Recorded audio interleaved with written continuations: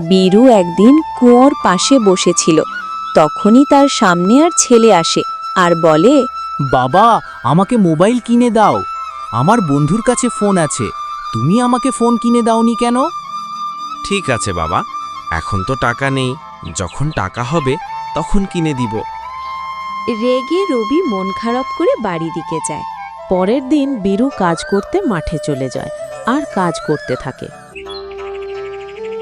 সে অনেকটা ক্লান্ত অনুভব করে, তার জন্য সে একটা গাছের নিচে বসে আরাম করে। বীরু মনে মনে ভাবতে থাকে। না, বেশিক্ষণ বসলে হবে না, ছেলেকে আবার মোবাইল কিনে দিতে হবে। সেই ওঠে এবং কাজ করতে চলে যায় আর কাজ করতে থাকে।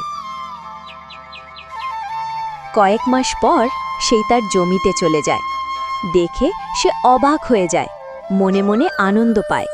এইদিকে রবি মন খারাপ করে বসে থাকে আর বিড়বিড় করে বলতে থাকে। কিছুক্ষণ পর তার বাবা চলে আসে হাতে ফোন নিয়ে এবং রবিকে দিয়ে দেয়। রবি তার বন্ধুদেরকে ফোন করে আর বলে, खेलेगा फ्री फायर।